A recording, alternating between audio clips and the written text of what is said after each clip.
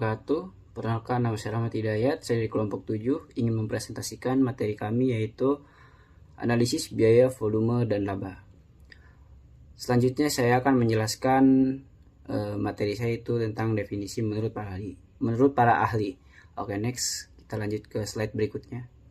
Oke, di sini saya akan menjelaskan materi saya, yaitu tentang definisi analisis biaya, volume, dan laba.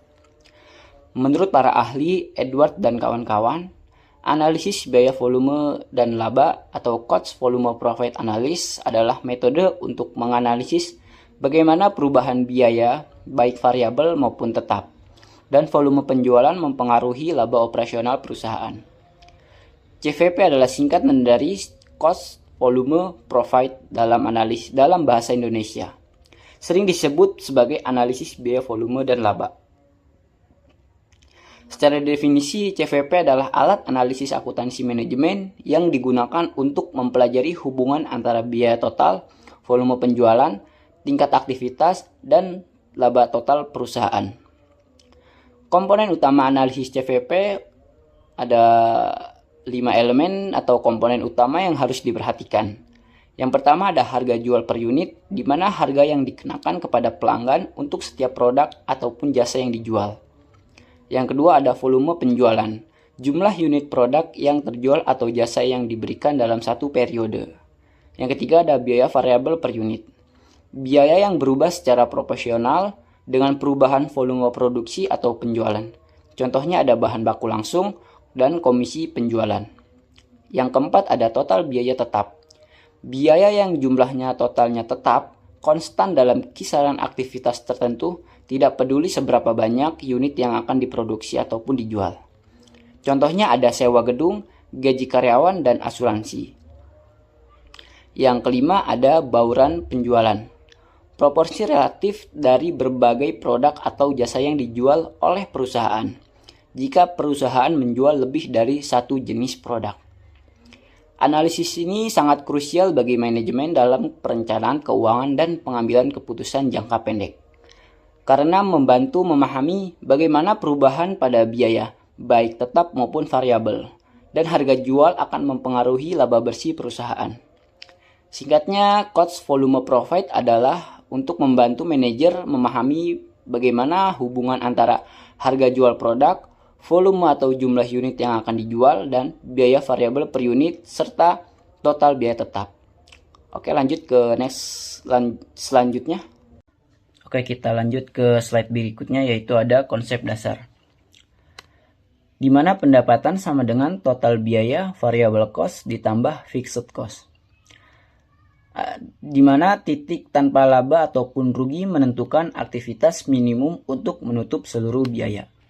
Tujuan utamanya adalah membantu manajemen dalam merencanakan laba masa depan dan membantu keputusan bisnis yang strategis. Dalam analisis cost volume profit, berputar pada bagaimana perusahaan memahami struktur biaya mereka untuk menentukan titik di mana bisnis memulai menghasilkan keuntungan. Ada 4 konsep dasar yang menjadi pilar utama dalam analisis tersebut. Yang pertama ada break-even point atau titik impas, kondisi di mana total pendapatan perusahaan sama persis dengan total biayanya, di mana kondisi laba sama dengan 0 rupiah. Maknanya adalah perusahaan tidak mengalami kerugian, namun juga belum mendapatkan keuntungan. Titik ini adalah batas aman minimal yang harus dicapai perusahaan agar tidak rugi. Yang kedua ada margin kontribusi. Ini adalah konsep paling fundamental dalam cost volume profit. Margin kontribusi adalah sisa pendapatan dari penjualan setelah dikurangi semua biaya variabel, seperti bahan baku dan komisi.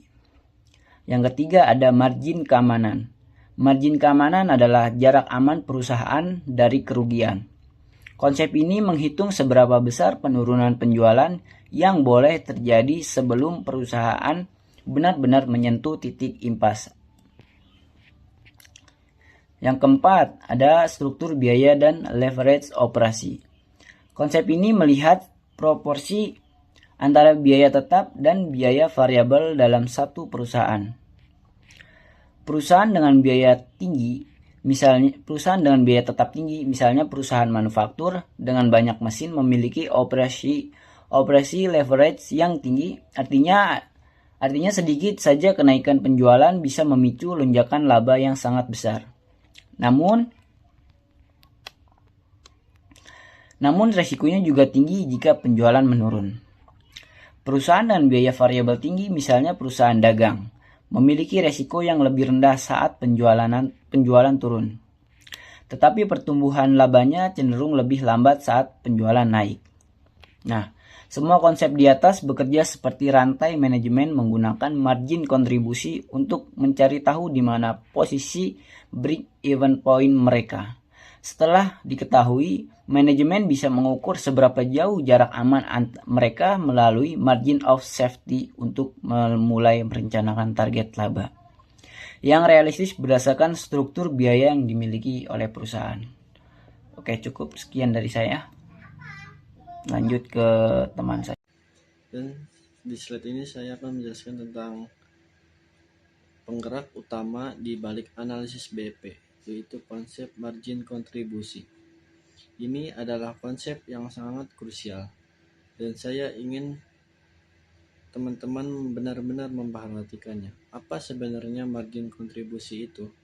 Secara matematis, seperti yang terlihat di slide, margin kontribusi per unit didapatkan dari harga jual per unit, dikurangi biaya variabel per unit, sedangkan dalam skala besar, margin kontribusi total adalah sisa pendapatan penjualan setelah dikurangi seluruh biaya variabel perusahaan. Dan mengapa disebut margin kontribusi? Karena sisa uang dari setiap unit produk yang terjual ini akan berkontribusi untuk dua hal secara berurutan. Yang pertama, uang ini akan digunakan untuk menutup atau melunasi seluruh biaya tetap atau fixed cost perusahaan terlebih dahulu seperti sewa gedung, penyusutan, dan gaji staf administrasi tetap. Yang kedua, setelah seluruh biaya tetap tersebut sukses tertutupi hingga bernilai nol atau mencapai titik BEP, maka sisa margin kontribusi dari unit-unit berikutnya akan langsung diakui sebagai laba bersih perusahaan. Jadi bayangkan margin kontribusi ini seperti bahan bakar. Semakin tebal margin kontribusi per unit produk kita, maka akan semakin sedikit unit yang perlu kita jual untuk mencapai titik impas. Dan semakin cepat pula bisnis kita mencetak keuntungan bersih. Setelah memahami apa itu BEP dan margin kontribusi, pertanyaan praktisnya adalah bagaimana cara kita menghitungnya secara nyata. Di slide ini kita menyajikan 3 metode utama yang biasa digunakan dalam praktik manajerial. Dan yang pertama itu metode persamaan akuntansi. Ini adalah metode paling dasar yang menggunakan struktur dari laporan laba rugi. Logikanya begini, penjualan dikurangi biaya variabel, dikurangi biaya tetap sama dengan laba. Karena kita mencari titik impas, kita tinggal memasukkan angka 0 pada variabel lama, lalu kita selesaikan persamaan aljabar tersebut untuk mencari kuantitas unit yang harus dijual. Metode kedua adalah metode margin kontribusi. Ini adalah jalan pintas untuk matematis yang sangat disukai para manajer karena kepraktisannya. Rumusnya adalah BEP dalam unit sama dengan total biaya tetap dibagi margin kontribusi per unit. Rumus ini langsung memberitahu kita berapa unit yang harus diproduksi dan dijual untuk menutup seluruh pengeluaran tetap kita. Jika ingin mencarinya dalam rupiah, kita tinggal membagi biaya tetap dengan rasio margin kontribusi. Metode ketiga adalah pendekatan grafik. Metode ini memberikan kepuasan visual dengan memetakan garis total pendapatan dan total biaya pada diagram Kartesius. Kita dapat melihat secara dinamis bagaimana perubahan volume penjualan memengaruhi posisi keuangan kita secara keseluruhan. Titik potong visual ini memudahkan kita dalam mempresentasikan risiko bisnis kepada pihak eksternal maupun internal. Baik, terima kasih atas penjelasan yang telah disampaikan sebelumnya. Selanjutnya saya akan membahas mengenai aplikasi manajerial CFP. Analisis Cost Value Profit atau CFP memiliki peran penting dalam membantu manajemen mengambil keputusan yang berkaitan dengan perencanaan dan pengendalian perusahaan. Dengan memahami hubungan antara biaya, volume, penjualan, dan laba, perusahaan dapat membuat keputusan yang lebih tepat untuk mencapai tujuan bisnisnya. Yang pertama itu ada poin menentukan laba sasaran manfaat. Pertama dari analisis CFP adalah membantu perusahaan dalam menentukan laba sasaran atau target keuntungan yang ingin dicapai. Setiap perusahaan tentu memiliki target keuntungan yang berbeda-beda sesuai dengan tujuan dan kondisi usahanya. Dengan menggunakan analisis CFP, manajemen dapat memperkirakan jumlah penjualan yang harus dicapai, keuntungan yang harus dicapai agar target keuntungan tersebut dapat terpenuhi. Hal ini sangat penting karena perusahaan tidak hanya berfokus pada peningkatan penjualan, tetapi juga harus memastikan bahwa penjualan tersebut mampu menghasilkan laba sesuai dengan yang diharapkan. Melalui perencanaan yang baik, perusahaan dapat menyusun strategi pemasaran dan produksi yang lebih efektif untuk mencapai target tersebut. Yang kedua ada analisis dampak perubahan harga jual manfaat. Berikutnya adalah untuk menganalisis dampak perubahan harga jual terhadap laba perusahaan. Dalam dunia bisnis, perubahan harga merupakan hal yang sering terjadi. Perusahaan terkadang perlu menaikkan harga karena biaya produksi meningkat atau menurunkan harga untuk menarik lebih banyak pelanggan. Setiap perubahan harga tentu akan memberikan dampak terhadap jumlah penjualan dan keuntungan perusahaan. Melalui analisis CFP, manajemen dapat memperkirakan apakah perubahan harga tersebut akan memberikan keuntungan atau justru menimbulkan risiko bagi perusahaan. Dengan demikian, keputusan yang diambil tidak hanya berdasarkan perkiraan, tetapi juga berdasarkan analisis yang lebih terukur. Analisis yang ketiga ada analisis dampak perubahan biaya variabel. Analisis CFP juga dapat digunakan untuk mengetahui dampak perubahan biaya variabel terhadap laba perusahaan. Biaya variabel merupakan biaya yang berubah sesuai dengan jumlah produksi atau penjualan. Contohnya adalah biaya bahan baku, biaya kemasan, dan biaya tenaga kerja langsung. Dalam praktiknya, harga bahan baku sering mengalami kenaikan akibat berbagai faktor seperti inflasi atau perubahan kondisi pasar.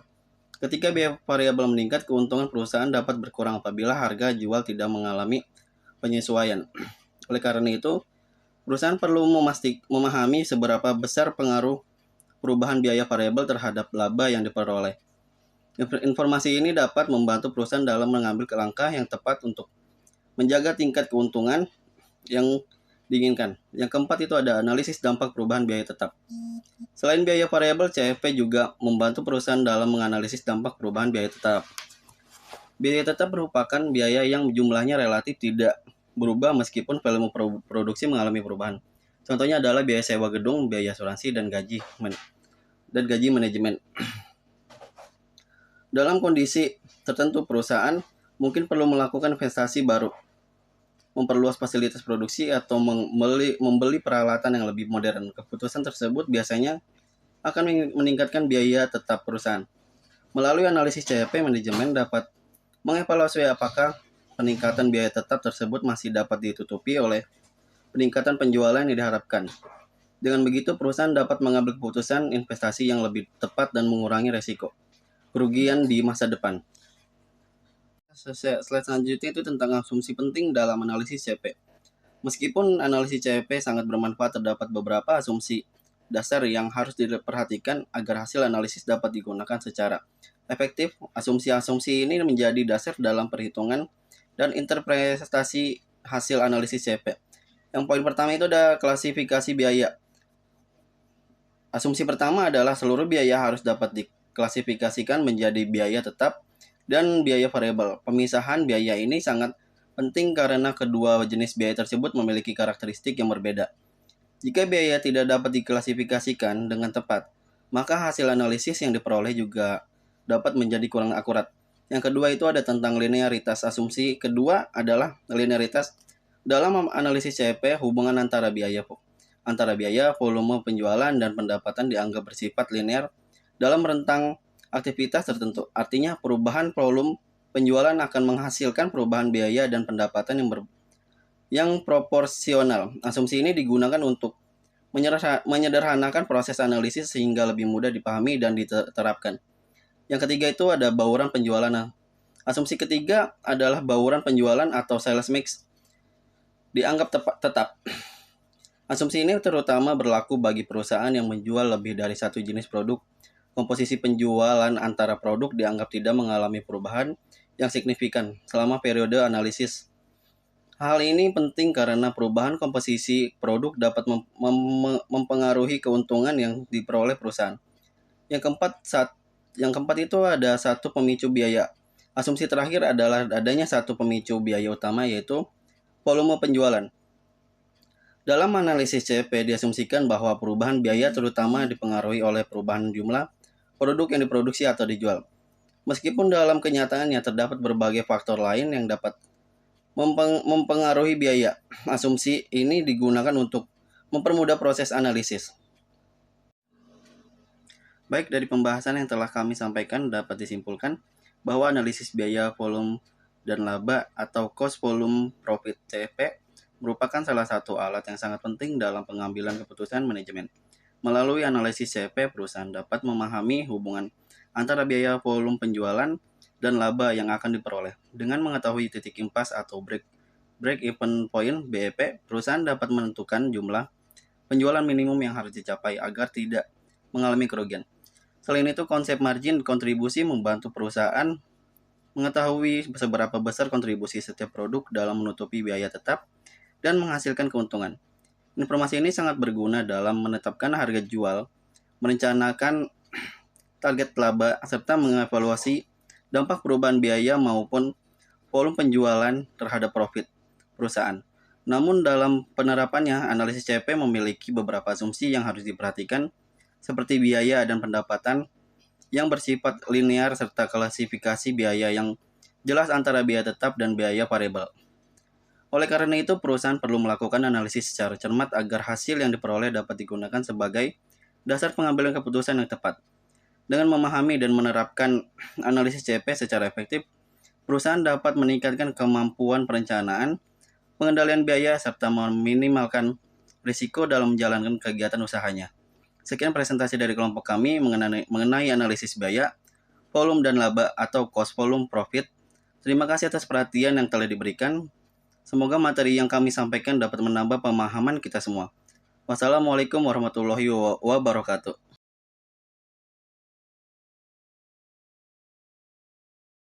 Labana al Yao.